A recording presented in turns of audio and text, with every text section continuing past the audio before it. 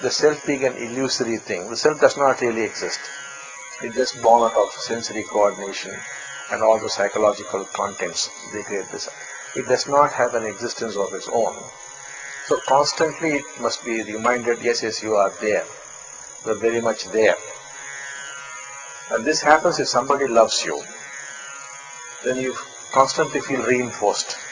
You feel the reality of your existence, that you are wanted, and therefore you are there.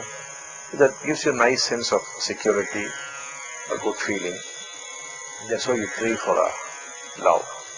That's why once you discover love, that you yourself are love, you will no more beg for love.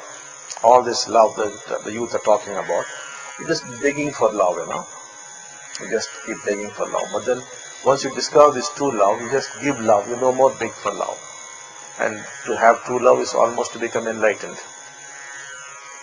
So when you have enlightenment, you are not there. When you are not there, what is there is only love. In which case you don't beg for love. But as long as that does not happen, there is insecurity, there is fear, because every moment the self is disintegrating. So it has to possess things. This property is mine. I have these degrees, I have this job, I have this business, I have this name, I have this fame. All this reinforces you. Therefore, you want to have these things, and one of the strongest reinforcements is love. That somebody loves for you, that somebody cares you, somebody loves you, somebody cares for you, all these things help sustain you. Therefore, you keep going at it. The moment that somebody falls in love with a better person than you, you are finished. That means you are no more wanted and you start disintegrating. That's why you see how there's something in the papers recently, how one boy was in love with a girl or something. The girl would not respond, therefore he just killed her. I met a lot of people like, even among our devotees, who earlier, before they came to Dharma, had fallen in love, and when the girl did not respond or later on loved somebody, just kill them or maimed them, So my question, what kind of love is that?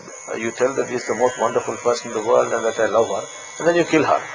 The moment she says she's in love with somebody else, instead of celebrating it, that she got a better person than you, for such a wretch.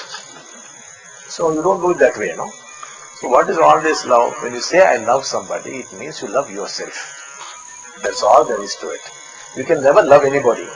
How could you do that? You only love yourself. And which you say, I love so much.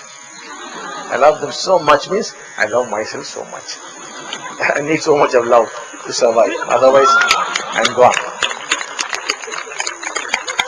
But you must know, I'm not condemning it. I'm just describing things as they are. I'm not telling you, don't fall in love, feel totally secure by being a zero. I'm not talking all those things. I'm saying that is a fact of life. Go ahead. There's no harm. I myself keep blessing. People come and say, I want to marry that person or this person. I give them full blessings and I send them. So each one is according to his level we must function.